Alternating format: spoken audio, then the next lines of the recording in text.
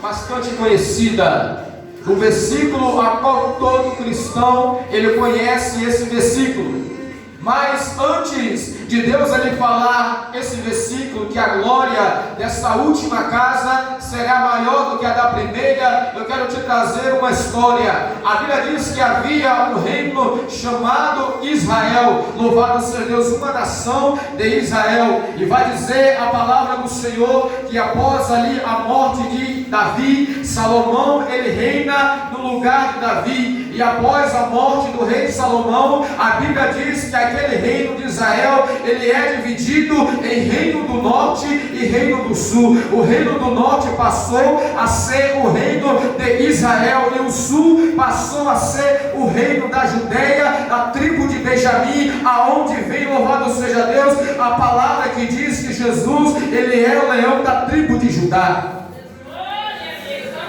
E a palavra do Senhor nos relata, louvado seja Deus, que ali no reino de Judá, louvado seja Deus, o rei da Babilônia, Nabucodonosor, ele vai até aquele reino na primeira invasão para poder levar alguns cativos. Na segunda invasão, diz a Bíblia que Nabucodonosor leva 10.000 cativos, além de levar o profeta Ezequiel.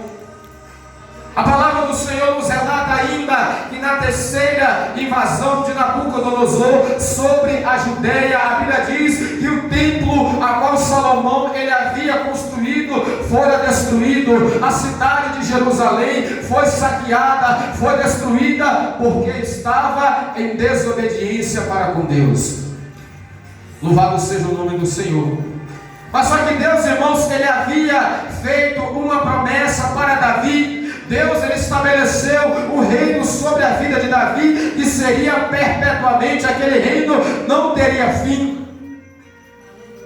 E chega um tempo a qual é levantado um rei, louvado seja o nome do Senhor Jesus Cristo. O nome desse rei é Dário. E aquele homem então, ele concede uma carta para que aqueles homens que estavam na presença de Deus, a Bíblia diz que havia dentre ali aqueles cativos na Babilônia, havia um homem chamado Zorobabel, que era príncipe da Judeia. Após a morte de Salomão, passaram-se alguns reis, veio o pai, louvado seja Deus, de Zorobabel, que se chama, louvado seja Selatiel. Ele morreu e Zorobabel passou a governar a Judeia. Só que os judeus estavam cativos lá na Babilônia. E Ageu, irmãos, o profeta, era um desses que estava preso na Babilônia. Diz a Bíblia que quando o Senhor ele resolve se lembrar da promessa que ele havia feito para Davi, da promessa que ele havia feito, aleluia, para o rei Salomão, da promessa que ele havia feito para o povo de Israel, o Espírito do Senhor veio sobre a vida de Ageu e mandou que Ageu fosse até a Zorobabel, louvado seja Deus, fosse até a Josué, o sumo sacerdote, e falasse: esforça-te, esforça-te, porque eu sou contigo. Aquele povo, irmãos, estava ali cativo, sofrendo, sendo humilhado, estava sendo tratado como escravo dentro de uma prisão. Mas em meio àquela prisão, em meio àquele cativo, Deus ele falou: esforça-te, trabalha, porque eu vou mudar a tua história. Esforça-te, trabalha, porque eu vou entrar com providência na tua vida. Aleluia! Assim também é comigo, é com você. Quem sabe dentro da minha família ou da tua família há pessoas que estão cativas por Satanás, viciada nas drogas, viciada na bebida, está vivendo uma vida, aleluia, que o inimigo está se aproveitando, está tentando ceifar aquela vida. Mas o Senhor, ele olha para mim, ele olha para você e ele começa a dizer: esforça-te, tem bom ânimo, continua perseverando na oração, porque eu vou estar diante de ti. Eu me lembrei do teu clamor, eu me lembrei da promessa a qual eu fiz para você, e eu vou entrar com providência. Aleluia. Louvado seja Deus. Só que quando Deus, irmãos, ele usa o profeta Ageu para falar com Zorobabel e Josué, além de mandar esforçar, Deus ele fala outra palavra: trabalhai.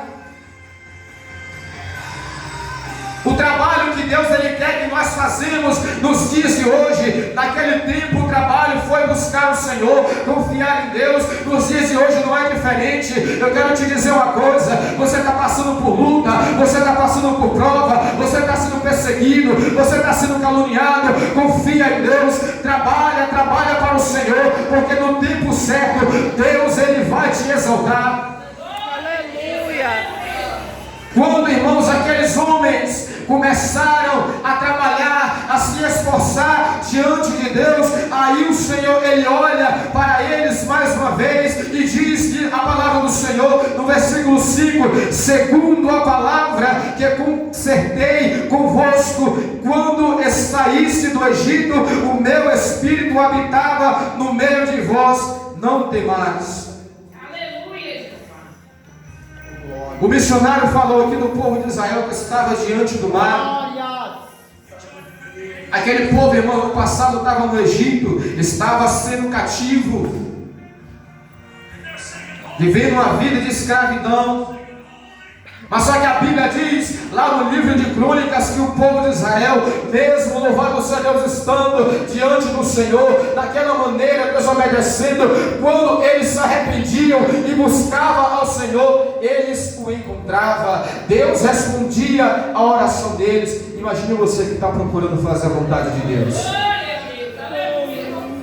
Se quem, irmãos, está vivendo uma vida de erro, de pecado, que quando a pessoa se arrepende, começa a buscar, falar: Senhor, eu não sou nada sem ti, eu não mereço nada, Senhor, eu não sou digno. Deus então ele olha para aquela pessoa lá de cima, ele olha para o seu lado, ele vê o teu filho amado, aconteceu aqui nessa terra, pagou um preço por minha vida e por sua vida, pagou um preço, aleluia, de cruz para poder nos dar o direito da salvação, e diz: não, eu vou ter que abençoar o meu filho, eu vou ter que abençoar a minha filha, eu vou ter que entrar com providência, eu vou ter que libertar essa pessoa, eu vou ter que curar, porque eu sou um Deus que não mudo, eu sou um Deus que continuo o mesmo ontem, hoje e eternamente. Eu quero te dizer uma coisa: o Espírito Santo ele está te contemplando, o Espírito Santo ele olha para você nessa noite e ele diz: não temas, porque eu sou contigo.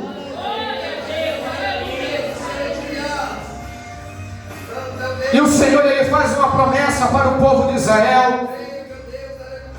A Bíblia diz, irmãos, que Deus ele promete: louvado seja o nome do Senhor, farei tremer todas as nações, e verá o desejado de todas as nações, e encherei esta casa de glória, diz o Senhor dos exércitos.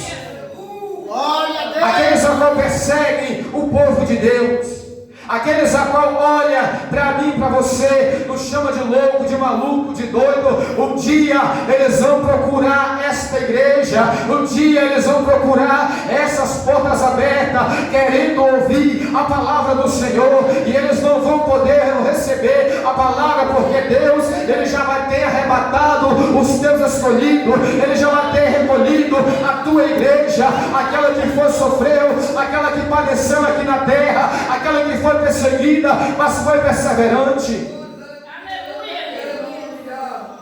O segredo, irmãos, para a vitória da igreja, o segredo para a vitória do cristão está na perseverança diante de Deus.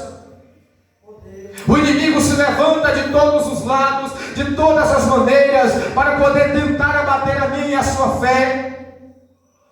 Muitas das vezes usa pessoas da nossa própria família para tentar nos abater. Situações a qual, louvado seja Deus, aos nossos olhos parecem impossível. Deus ele olha para mim, ele olha para você e ele diz nessa noite: se você crê, eu vou mudar a tua história. Se você crê, aquela pessoa que você está pedindo para Deus visitar lá naquela cidade, Deus ele está enviando um anjo lá, ele está dando um livramento, mas ele quer que você creia e persevere na oração. Louvado seja Deus. O desejo de Deus, irmãos, aqui Aqui nessa passagem é para nos encorajar, é para nos dar vigor. O desejo de Deus é para nos dar força, alegria. Aí você pode olhar para mim e falar: mas irmão, como que eu vou ter alegria? Como que eu vou ser feliz? Dentro da minha casa está uma bagunça. A minha família a cada dia está decaindo, está sendo acorrentada pelo inimigo. Mas eu quero te dizer uma coisa. A jovem aqui, ela acabou de ler mais cedo Isaías 61, que o Senhor, Ele te escolheu, Ele te ungiu para você libertar aqueles que estão acorrentados. Deus, Ele te escolheu, Ele te ungiu para que você viesse anunciar as boas novas do Senhor. Eu sei que é difícil, eu sei que é complicado, irmãos. É muito duro, você está buscando ao Senhor, você está pagando um preço diante de Deus, e você olhar para um lado, você olhar para o outro, e as coisas começar a darem errado para você.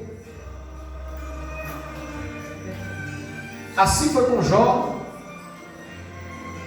Agora imagina você na pele de Jó. Jó, ele era um homem rico, um homem próspero. Jó, louvado seja Deus, ele tinha tudo do bom e do melhor. Jó, ele tinha muitos filhos, tinha muitos gados, muitas terras.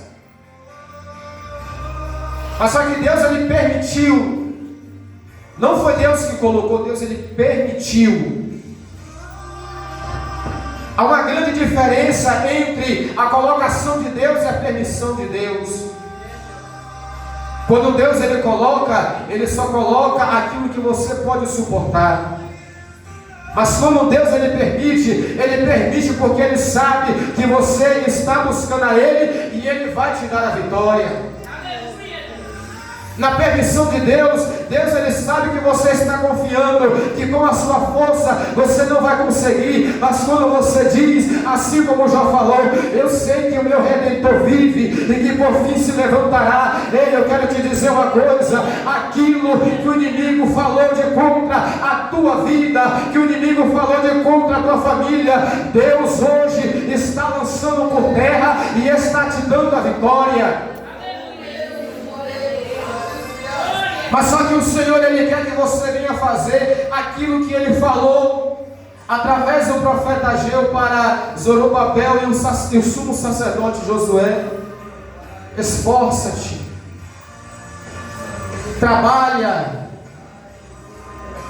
porque, irmãos, todo trabalho tem em si a sua recompensa. Ninguém aqui trabalha para poder não receber o seu pagamento. E com Deus não é diferente. Todo o trabalho que você tem aqui na terra, para com o Evangelho, para com a palavra do Senhor, seguindo aquilo que Deus, Ele está nos instruindo dentro da Bíblia. Um dia você vai receber a tua recompensa. E que recompensa é essa? E Apocalipse, louvado seja Deus, capítulo 3 e o versículo 11: ser fiel até a morte e dar-te-ei a coroa da vida. Ser fiel até a morte e eu vou te dar, aleluia, aquilo que o homem não pode te dar. Ser fiel até a morte e eu vou mudar a história a qual o homem não pode mudar. Ser fiel até a morte e o adversário que se levanta contra a sua vida vai ter, aleluia, que contemplar a exaltação de Deus sobre a tua vida. Aleluias. Mas para que nós venhamos receber essa coroa da vida, para que nós venhamos receber essa glória, a qual diz aqui o versículo 9: a glória dessa última casa será maior do que a da primeira. Nós temos que nos esforçar, irmãos. Glória a Deus, aleluia. Sem esforço nós não conseguimos. Se eu e você não procurar nos esforçar, um exemplo simples: você está caminhando o sol escaldante, e você está com sede. A 1,5 km é o único lugar que tem água para você beber. O que você vai fazer? Você vai parar aonde você está? Ou você vai continuar a sua caminhada até encontrar aquela água?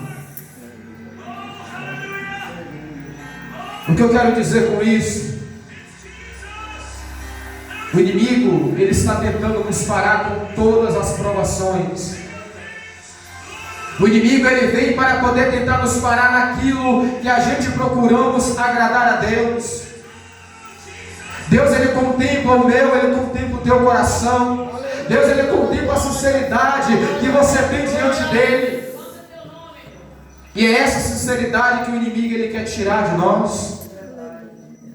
Mas quando nós confiamos e prosseguimos nessa caminhada, dizendo: Satanás, você se levantou assim, mas eu vou dobrar o meu joelho e você vai cair por terra.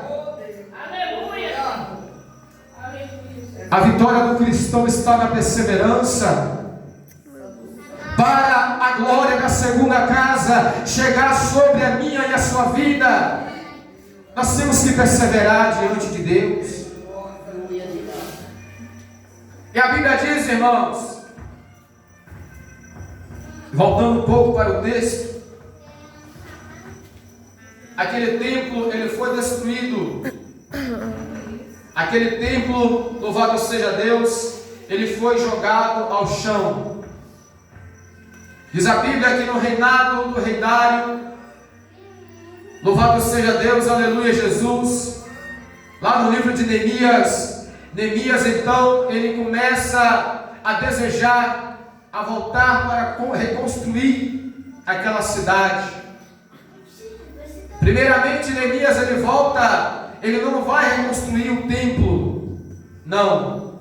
Primeiro, Neemias, o propósito dele era reconstruir a muralha, os muros de Jerusalém.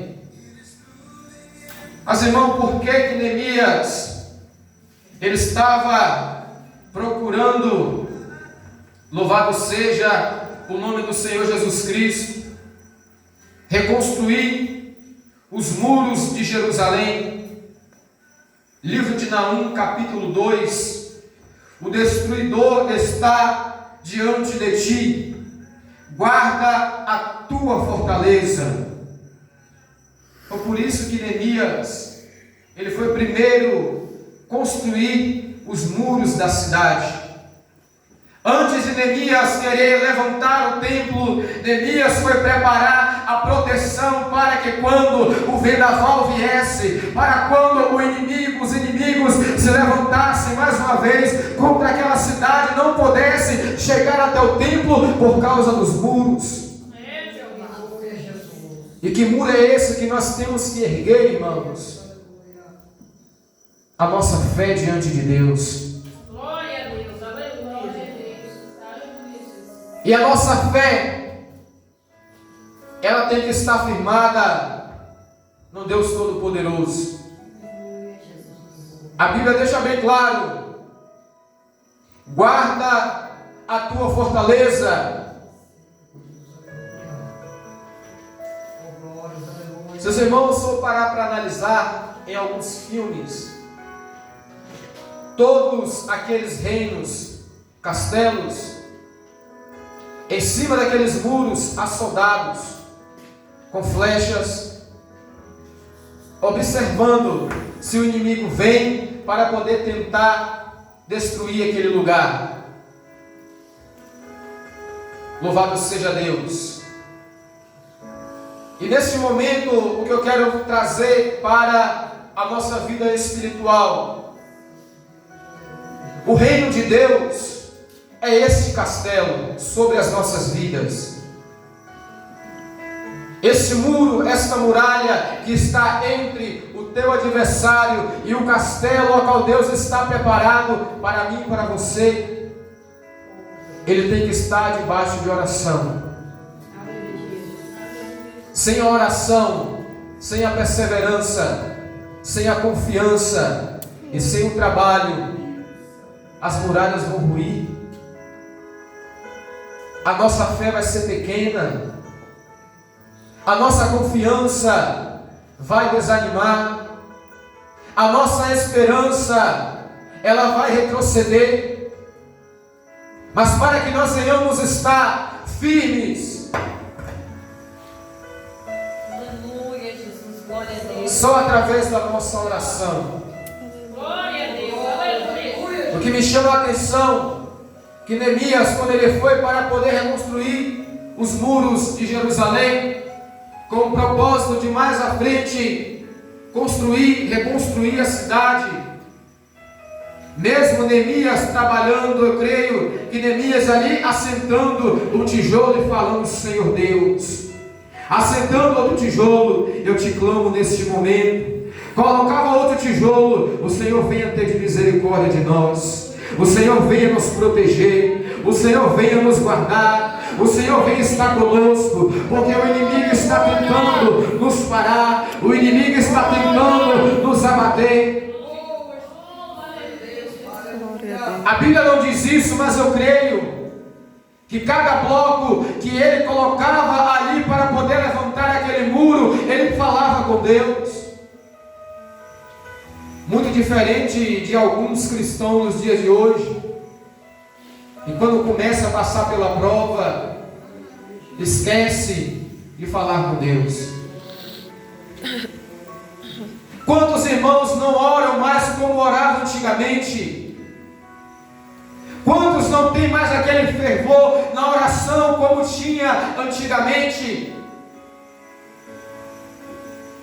Mas eu quero te dizer uma coisa nessa noite: a glória que Deus está para derramar sobre a tua vida, a glória que Deus está para derramar sobre o teu ministério, sobre a tua família, será muito maior do que aquela primeira glória que Ele derramou. Isso é promessa de Deus. A Bíblia diz que Jesus, olhando para os seus discípulos, Ele fala para eles: olha, eu estou indo para o céu, mas ficai em Jerusalém, Aleluia. até que do alto sejais revestidos de poder. Aleluia, Deus. E esse poder que o próprio Jesus falou, irmãos, foi para quê? Para suportar as lutas, para vencer as pelejas. Esse poder que Jesus ele falou para os seus discípulos é aquele poder que quando Pedro estava ali diante daqueles homens a qual estava juntamente com ele naquela prisão, a igreja estava clamando Pedro lá preso. Pelo poder da oração, diz a Bíblia, que houve um tremor, os alicerces daquela prisão se abriram as cadeias para Pedro sair. Tudo isso por causa da oração. Olha a história de Pedro, um homem ignorante, um homem de palavras pesadas, um homem, possamos dizer, que quase que analfabeto. Mas foi sobre a vida de Pedro que Jesus falou: tu és Pedro, e sobre ti levantarei a minha igreja. Aleluia, Deus.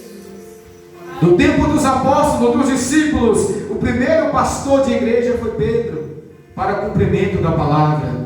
Olha a mudança de vida de um homem que era ignorante, de um homem que era, louvado seja Deus, brigão. Olha o tamanho da glória que Deus derramou sobre a vida de Pedro. Assim também Ele quer fazer na minha, na sua vida e na